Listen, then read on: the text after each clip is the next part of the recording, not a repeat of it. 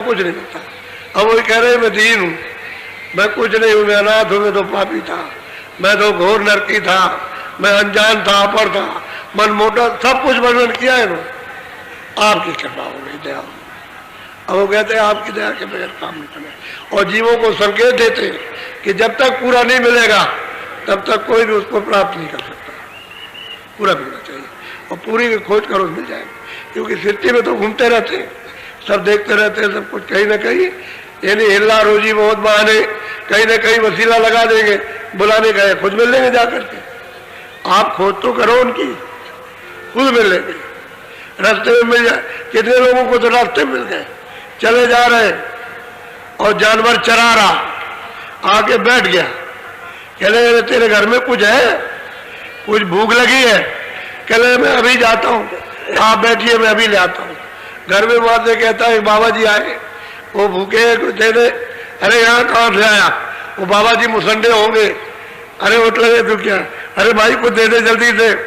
तो और कुछ नहीं पाया, दूध ही ले भगा, और आकर के महात्मा जी को पिला दिया दूध।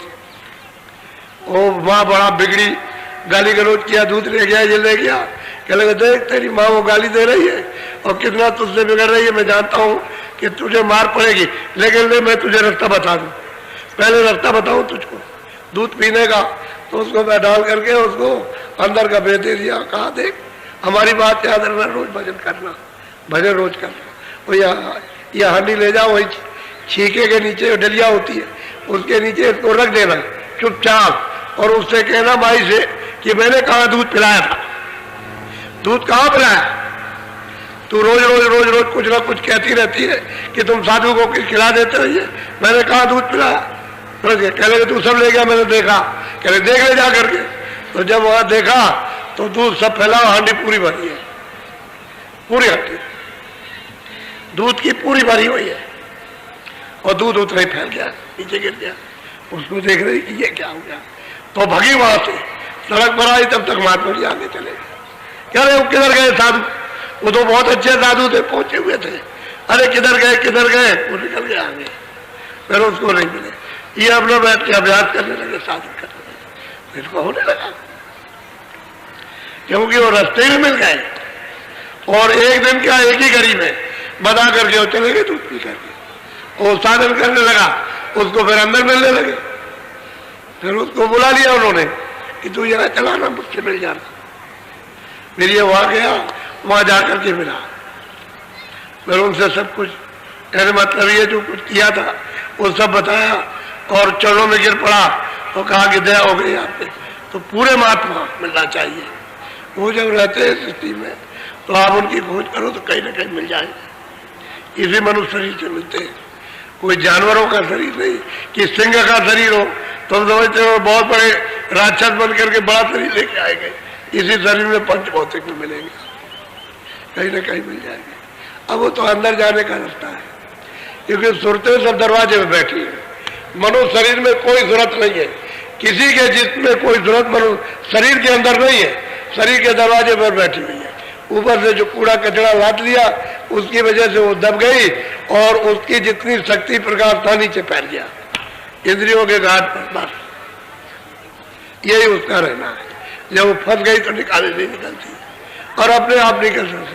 जब कोई महात्मा मिल जाएगा तो धीरे से उसको बरामद कर लेगा, और यहाँ ले आएगा, समेट कर देगा, और यहाँ से आगे चला देगा, तब उसकी चाल बनती है।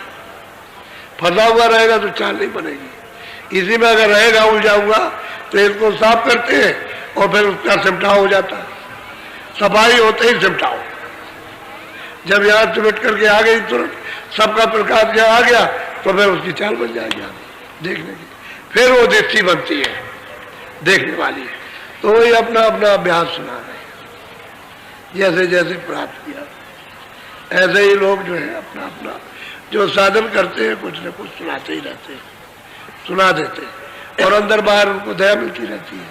तो पूरा मिलना चाहिए, अधूरा नहीं मिले। बोलो अब यही गोस्वामी जी, किसी को क्या मालूम वो क्या देते थे।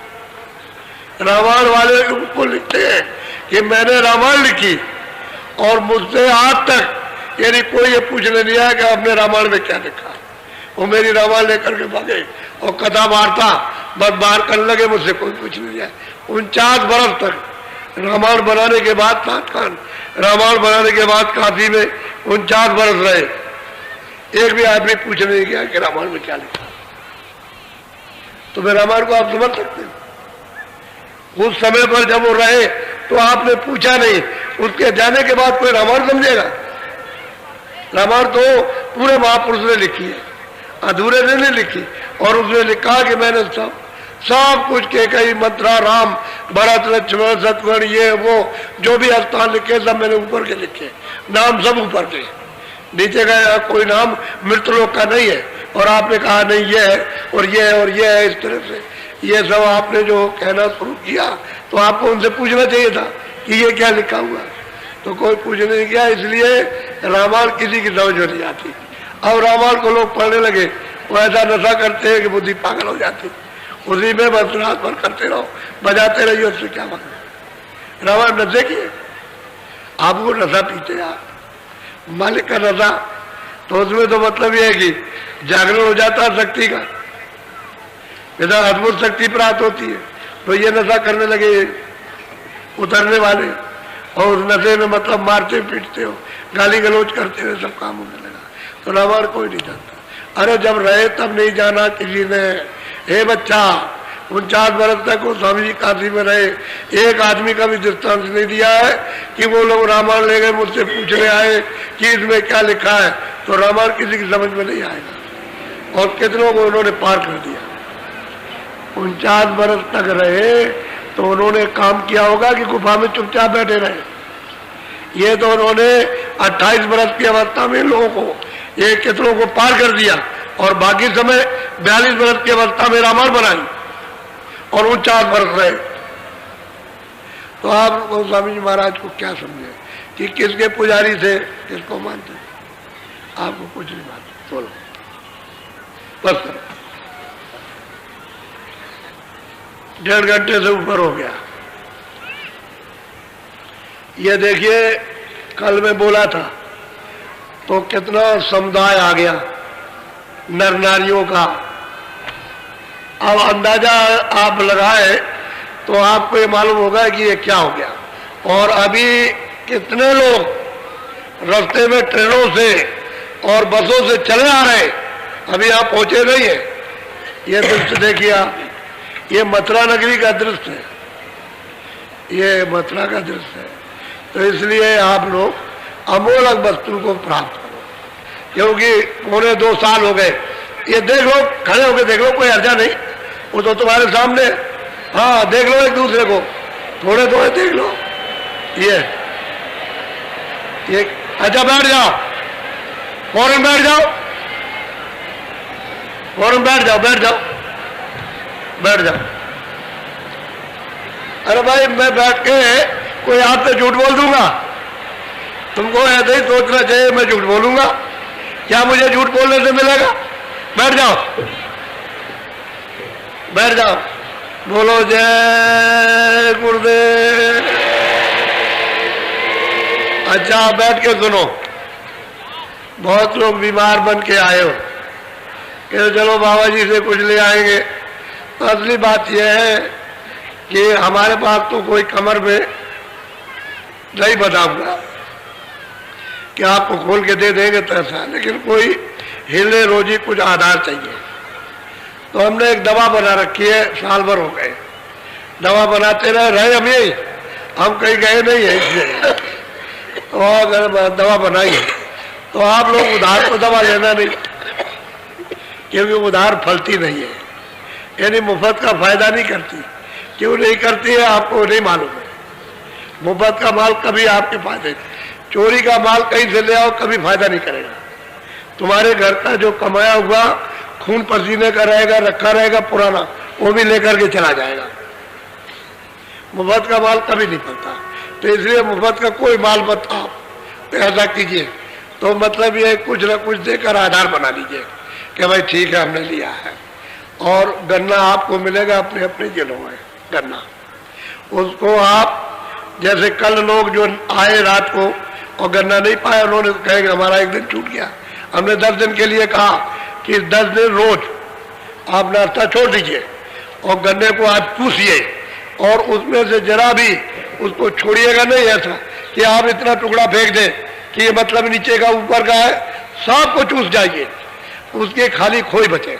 और अगर आपको मतलब एक से पेट न भरे, वैसे तो एक से पेट भर जाएगा, लेकिन एक न भरे दूसरा ले लो, पूरा पेट भर के खाओ धूप में बैठ करके, धूप में बैठ के एक जगह बैठ के खाओ, अच्छी तरह से पीसे चूसो, चूस करके और खोई को बटोर करके मिट्टी में दबा दो।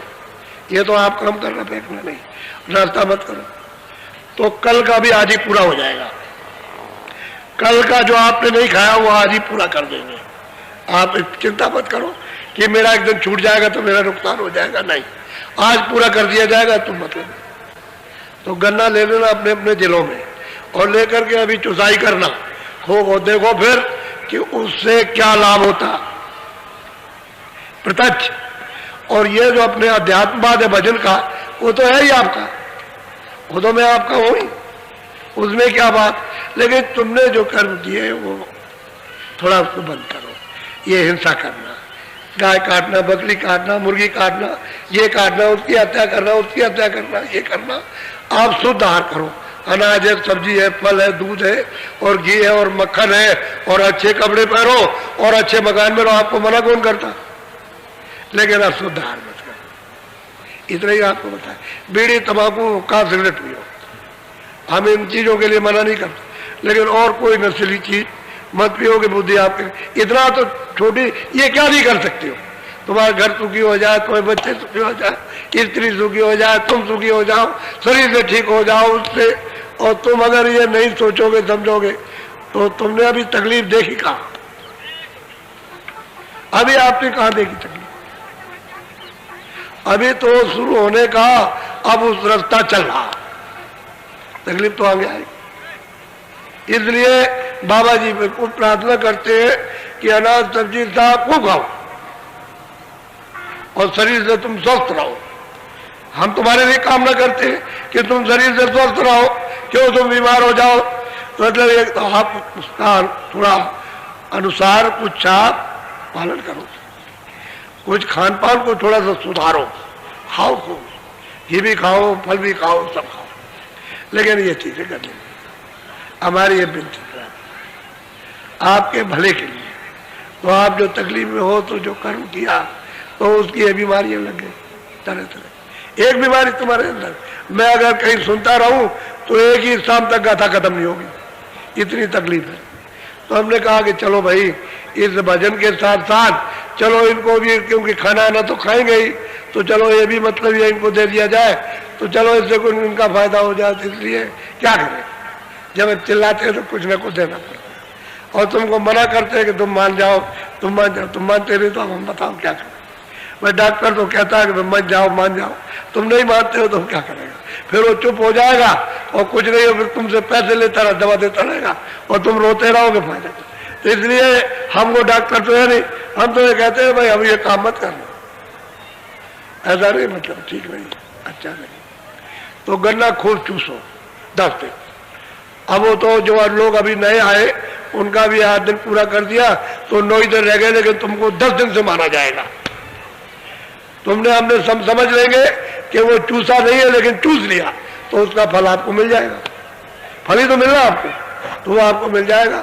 लेकिन 10 दिन खूब अच्छी तरह से, एक वक्त नाश्ता मत करो, 2 बजे खाना खाओ बढ़िया। अपना मतलब ये है कि भंडारों में खाओ, भंडारे चल रहे, और अपना बना लो, अच्छा से अच्छा खाओ खूब पेट भर के। शाम को अगर हो सके, तुमको मालूम हो कि हमको भूख लगी है, तो चाय या दूध ले लो बस, और कुछ नहीं। बाकी तुम भजन करो, अब ये काम करो, क्योंकि अभी तक तो ये काम तुमने पकड़ा नहीं, तो अब ये तुमको पकड़ाना चाहते हैं, जिससे कि तुम भी कुछ रास्ता चल सको, अपनी जीवात्मा का कल्याण कर सको। और नहीं तो ये समय ऐसा ही है, आपको नहीं मालूम, जानते नहीं। बोलो जय गुरुदेव, जय गुरुदेव, जय गुरुदेव नाम किसका, जय गुरुदेव नाम किसका, जय गुरुदेव नाम किसका।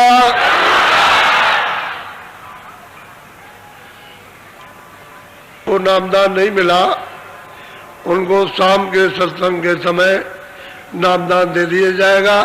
नामदान कहते हैं आत्मधन, जीवात्माओं का सच्चा धन, सच्चा खजाना।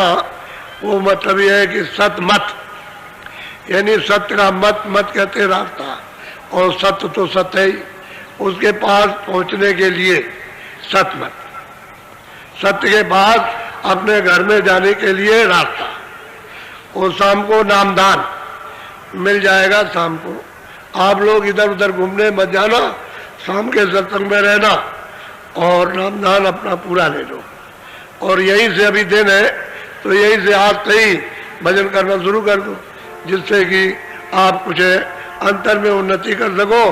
कुछ जीवात्मा को जगाकर बोझा हटा करके दिव्य दृष्टि ज्ञान चक्षु तुम्हारा खुले और अंदर में तुम देख सको कि हम किस तरफ से आए और तुम्हारा सुख क्या है, आनंद क्या है। असली चीज यह है कि अपना सुख, अपना आनंद, अपना ज्ञान जो चेतनता का, उसको प्राप्त करो और मंजिल प्राप्त करो जहां से आपको उतारा गया, और उसी प्रभु के पास पहुंचो जिसने सबको भेजा। उसी का मैं कोई इधर उधर तो नहीं बहका रहा हूं, मैं तो ये कहता हूं कि प्रभु के पास चलो, जहां से आपको भेजा गया उधर चलो। आप तो इधर क्या चले जा रहे हैं, इधर तो अंधेरे में कहीं प्रभु मिलेगा नहीं। और प्रभु तो मतलब यह है कि प्रकाश का महासागर है, उसके यहाँ तो ये कुछ नहीं है। तो आप उसके पास चलो, आपको बहुत सीधा, बहुत सरल और मदद की जाएगी। आप क्यों करवाते हो, आप चलना सीखो। चल बड़ों कहो हम चलेंगे, अब चलेंगे तो उसमें मदद मिल जाएगी। आप कहो नहीं चलेंगे तो बस कोई मदद नहीं मिलती है। तो मदद लेना चाहिए। अरे भाई किसी ने कहा बोझा ले जाए, चल ले गठरी उठा, ले उसको उठवा दिया गठरी और सिर पर रखा दिया।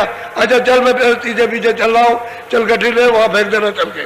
तो याद से उठाई, वहां फेंकवा दी, मदद की, उठाने मदद, पीछे पीछे हिम्मत दे रहा कि चले चलो चले चलो, आप थकोगे नहीं, कर रहा हूं मैं। जब समय आया वो फेंक देते। तो असल में महात्मा ये कहते हैं भाई चलो हम तुम्हारी मदद करेंगे, तो आपको चल देना चाहिए। अरे प्रभु के पास तो लिए चल रहे, जीवात्मा को ले जाएंगे, और तो कहीं गड्ढे में कराने की बात नहीं करते कि भाई कहीं फंसा रहे हो, कहीं उलझा रहे हो और यही से चलाना चाहते हैं। ये मनुष्य मंदिर है, यहाँ दरवाजे पर ये जीवात्मा बैठी है, यहाँ उसको पता नहीं कि दरवाजा किधर है, तो उसको बताया जाए कि इधर दरवाजा और ऐसे चल, तो चल देना चाहिए। सीधा काम है, सरल। लेकिन आपको शुरू में मुश्किल मालूम होता है, लेकिन जब चलना शुरू कर देते हैं तो सरल हो जाता है, फिर बहुत सरल है। यानी सुगम पंथ मोह पामे प्राणी, सुगम रास्ते से मुझको प्राणी प्राप्त कर लेता है, सुगम रास्ता हो जाता है। मददगार चाहिए, वो भी तो वही से आए, और वो कहते हैं तू आया वहां से तो तू अब इधर बिछुड़ गया, तो चल वही चल, हम चल तुझको धक्का देंगे, तो उसको ले चलते हैं और बहुतों को पहुंचा है।